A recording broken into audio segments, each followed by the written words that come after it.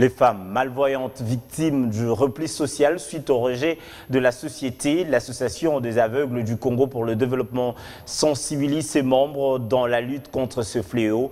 Elles appellent les autorités compétentes à les accompagner pour qu'elles réussissent leur mission. Malgré leur handicap visuel, elles présentent des atouts pour contribuer au développement du pays.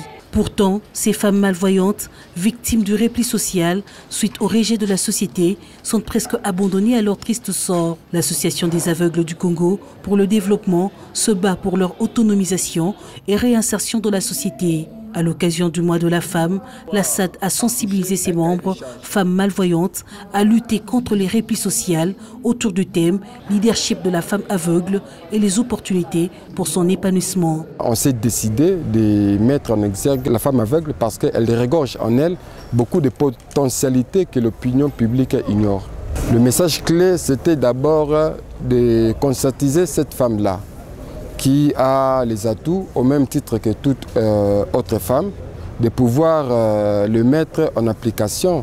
Et le message, c'était aussi de rappeler les autorités politiques, administratives, les personnes de bonne volonté, ainsi que les partenaires techniques et financiers, de venir se joindre à nous autour de la SAD et de porter plus haut la voix de la femme aveugle.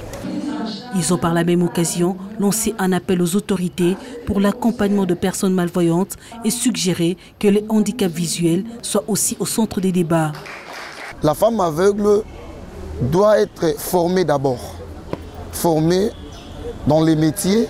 La femme aveugle doit étudier, la femme aveugle doit travailler au sein de la société congolaise. La situation de handicap ne peut pas se résumer en un seul ministère qui est le ministère des délégués des personnes avec handicap. Nous avons besoin de cette représentation dans tous les ministères du gouvernement. Une journée d'échange et de motivation à laquelle a pris part la présidente de l'ASPEL Colibri Kimia qui œuvre dans la sensibilisation et l'encadrement de jeunes filles. Face à cette situation, elle s'engage à soutenir ces filles malvoyantes pour leur autonomisation. Déjà, la femme qui n'est pas handicapée a des difficultés dans la société. Et il y a toutes difficultés. Et là, la personne non-voyant a vraiment plus de difficultés parce que même si la personne marche, elle a toujours besoin d'une personne en plus. Et il y a beaucoup de violence aussi par rapport aux personnes non-voyantes.